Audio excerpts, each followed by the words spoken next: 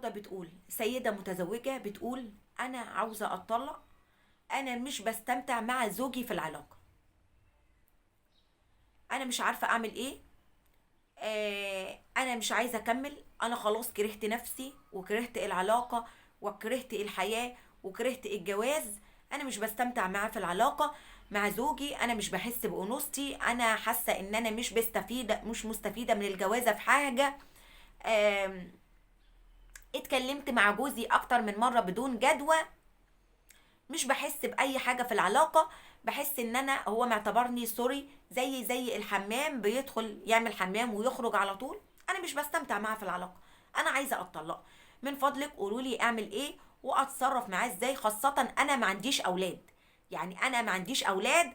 ما تقوليليش اصبري واستحملي علشان خاطر ولادك. انا ما عنديش اولاد. مش بستمتع مع زوجي في العلاقه وانا ما عنديش اولاد وطالبه الطلاق. وقولي لي اعمل ايه واتصرف معاه ازاي. دي مشكلة النهارده.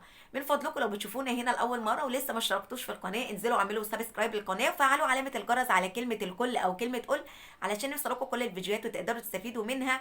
لايك كتير وشير على أوسع نطاق علشان غيركم يقدر يستفيد. احنا هنا بنتكلم في القناة عن مشاكل من واقع الحياة، وكمان بنتكلم عن شوية نصائح تخص الحياة الزوجية لأي اتنين متزوجين. أتمنى يا رب بإذن الله تكونوا بتستفيدوا من القناة بوجه عام. ويلا خلونا ندخل في موضوعنا علشان ما اطولش عليكم. سيدة متزوجة بتقول أنا متجوزة بقالي 5 سنين، لسه ربنا ما رزقناش بأولاد. أنا مش بستمتع مع زوجي في العلاقة. مش بحس بأنوثتي. أنا شايفة إن أنا مش مستفيدة من الجوازة في أي حاجة. عمري بيجري مني وأنا لسه شابة صغيرة. أنا عندي 25 سنة مش بستمتع معاه. أنا طالبة منه الطلاق وهو مش موافق ورافض. مش عارفة أعمل إيه وأتصرف إزاي. النهارده انا هعمل لكم سلسله فيديوهات تحت كده هاشتاج ما تخربوش بيوتكم. ما تخربوش يا جماعه بيوتكم. مش اي مشكله نقف عليها ونطلب الطلاق. ان ابغض الحلال عند الله الطلاق.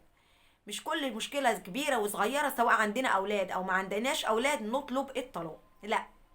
لازم تعرفوا ان الحياة الزوجية مش دايما بتبقى وردية. كلنا عندنا مشاكل. كل البيوت فيها مشاكل. مفيش بيت خالي من المشاكل. الست الذكية هي اللي تعرف المشكلة سببها ايه وتقدر توجد حلول لمشكلتها مع جوزها. مش تقول انا عايزة اتطلق وخلاص. ده خلاصة الكلام في موضوع الطلاق في اي مشكلة بتقابلنا هنا على القناة. هقول لك انا رايي من خلال الفيديو ده، وكمان هستنى راي الناس اللي بتسمعنا وبتشوفنا هنا. يا ريت من فضلكم تنزلوا تكتبوا رايكم في التعليقات علشان صاحبه المشكله تختار الراي المناسب من خلال رايي انا في الفيديو او من خلال الاراء بتاعت حضراتكم في التعليقات. بصي يا حبيبتي، قلت لكم في هاشتاج كده هنعمله اسمه ما تخربوش بيوتكم. مش كل كبيره وصغيره نقف عليها ونقول نتطلق. لازم نعرف. اقعدي مع نفسك واعرفي ايه السبب ان انت مش بتستمتعي مع زوجك في العلاقة الزوجية او في العلاقة الحميمة. ممكن تكون الاسباب راجعة منك انت وممكن تكون الاسباب راجعة منه هو. طب خلينا نتكلم عن الشق الاول وهو انك انت ممكن تكوني السبب ان انت مش بتستمتعي مع زوجك في العلاقة. ممكن انت يكون عندك تشنجات في المهبل. انا مش دكتورة بس خلينا نتكلم علميا شوية. ممكن يكون عندك تشنجات في المهبل. لو عندك تشنجات بكده انت مش هتستمتعي خالص بالعلاقة من الاول للاخر. مش هتستمتعي حتى لو جوزك مشى واتشقلب على الحيط مش هتستمتعي في العلاقة. ليه؟ علشان انت جسمك متشنج. طالما جسمك متشنج مش هتوصلي المتعة ابدا مع زوجك. دي اول سبب. ممكن تكوني انت مش مهيئة نفسيا. مش مهيئة. لازم تكوني مهيئة نفسيا عشان تستمتعي مع زوجك في العلاقة. ممكن تكوني انت مش بتحبي جوزك او مش واخداه على حب او مضغوطة على الجوازة. مش بتحبيه. مش هتستمتعي معاه حتى لو عمل ايه. العلاقة الجنسية دي لازم العقل يكون مهيأ، والعقل بيهيئ الجسم. لكن عقلك رافض، جسمك متشنج، هتستمتعي ازاي؟ فهي كلها نقاط كده متوصلة ببعض. عقلك يشتغل. انا هعمل علاقة، انا هستمتع، انا هحس بأنوثتي، انا باخد من العلاقة دي باخد منها طاقة او باور بشحن بيها نفسي علشان اقدر اعيش بعد كده في ظل الضغوط اللي عندنا في حياتنا كلنا. يعني الموضوع جاي من العقل. العقل مهيئ للعلاقة. جسمك كله هيبقى ريلاكس وهتتهيئي وتستمتعي في العلاقة مع زوجك. ممكن تكوني انت مش بتحبيه، مش مهيئه نفسيا، مش مهيئه ذهنيا، مش مهيئه جسديا. يعني ايه مش مهيئه جسديا؟ يعني مثلا عندك مثلا مش مهتمه بنظافتك الشخصيه، عندك شعر زايد في جسمك، عندك مشكله جنسيه زي البرود الجنسي، مشكله الختان. السيدات اللي عملت، البنات او السيدات اللي عملوا ختان وهم صغيرين، طبعا دلوقتي خلاص ما بقاش في حاجه اسمها ختان، دي جريمه يعاقب عليها القانون، مصيبه كارثه. ما بقاش في حاجه اسمها ختان دلوقتي.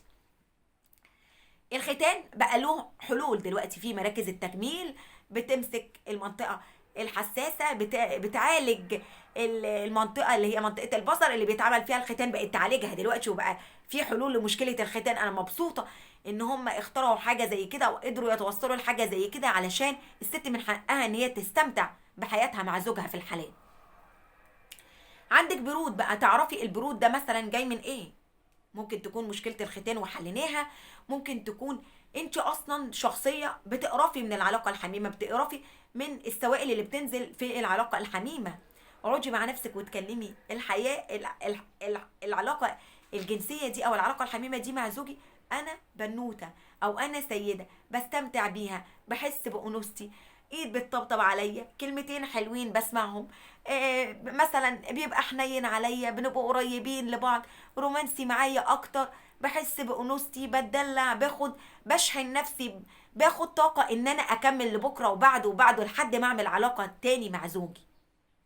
لازم تقولي لنفسك كده، لازم تحطي في عقلك ان انت بتستفيدي من العلاقه دي زيك زي زوجك واكتر. لكن لو انت حاطه في دماغك ان انت مش بتستفيدي من العلاقه، ان انت مش بتستمتعي ومش هتستمتعي معاه، مش هتستمتعي مهما عمل هو، انت مش هتستمتعي. كل الاسباب دي ممكن يكون سبب منهم هو اللي بيخليكي ما بتستمتعيش مع زوجك. ده بالنسبه للزوجه. خلينا بقى نتكلم في الشق التاني بالنسبه للزوج.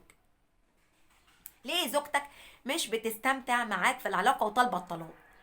ممكن يكون عندك أسباب نفسية، مضغوط عليك ديون، مشاكل في الشغل، مشاكل مع أهلك، أيا كانت المشاكل دي بتأثر إن الراجل ما بيبقاش اكتف او ما بيديش جودة كويسة في العلاقة، فما بيوصلش زوجته للنشوة، فزوجته مش بتستمتع في العلاقة. هو تسلسل زي ما انا بشرح لكم كده. السبب التاني ممكن يكون عنده مشاكل صحية، زي عنده مثلا سرعة قذف، مشاكل في الانتصاب، بياخد مثلا بيتعالج علاج نفسي، بياخد علاج مضاد للاكتئاب، كل ده بيأثر على جودة العلاقة الحميمة من الزوج لزوجته. ممكن كمان الزوج يكون في حاجة شغلة دماغه، الراجل طالما في حاجة شغلة دماغه ما يقدرش يمارس علاقة حميمة بجودة كويسة، حتى لو مارس زوجته مش بتستمتع ومش بتوصل للنشوة. فدوري على السبب. يكون عندك او عند زوجك، اقعدي واتكلمي مع زوجك بكل ادب وبكل احترام وبكل وضوح وبكل صراحة. انا مش بستمتع معاك في العلاقة. دوري على افكار خارج الصندوق، حاجات كده مطرقعة في نطاق الحلال اللي قاله ربنا. احنا عارفين طبعا نطاق الحلال اللي قاله ربنا، المعاشرة من المهبل. اي معاشرة بقى بطريقة تانية من الخلف او من الدبر او من فتحة الشرج دي حرام، خلاص احنا عرفنا الموضوع ده. دوروا على طرق خارج الصندوق. هاتوا افكار من الانستا، اسمعوا فيديوهات زي واحدة انا كده بتكلم عن العلاقة الزوجية، تستفيدوا مني جدا على قناتي الاساسية هبة والمرأة، هاشتاج هبة حنفي هنا على اليوتيوب. بديكوا شوية نصائح بأمانة تنجح أي حياة زوجية، أتمنى يا رب بإذن الله تستفيدوا منها. إن شاء الله بإذن الله كمان هعمل لكم كورس مدفوع. الكورس ده بقى هنتكلم فيه بقى باستفاضة وبالألفاظ وبالأماكن المثيرة والأماكن اللي مش مثيرة. يعني في هنا في القناتين مش بنقدر نشرح كده ونفسر كده زي، لكن احنا كستات مع بعض هنقدر نتكلم بأريحية أكتر، بدون خجل وبدون وضوح أكتر، والشرح هيكون يعني أسهل بإذن الله. دوروا على السبب، اعرفوا السبب ايه، سواء من عندك او من عند جوزك، كل حاجه ليها حل. جوزك عنده مشكله تروحوا للدكتور وكل حاجه هتتحل، انت عندك مشكله تروحي للدكتوره كل حاجه هتتحل، مفيش حاجه ما بتتحلش، مفيش حاجه ملهاش حل باذن الله. ما تخربوش بيتكم. اتمنى يا رب اكون قدرت افيدك في حل مشكلتك. مستنيه طبعا راي الناس المحترمه اللي بتشوفنا هنا في التعليقات، تكتب رايها علشان صاحبه المشكله تختار الراي المناسب من خلال رايي انا او من خلال راي حضراتكم في التعليقات. بكده تكون خلصت حلقتنا النهارده وخلص الفيديو. يا رب تكونوا استفدتوا منه ولو بالقليل. بحبكم جدا في الله، ربنا يصلح حالي وحالكم وحال البيوت اجمعين. اشوفكم فيديوهات تانية باذن الله، والسلام عليكم ورحمه الله وبركاته.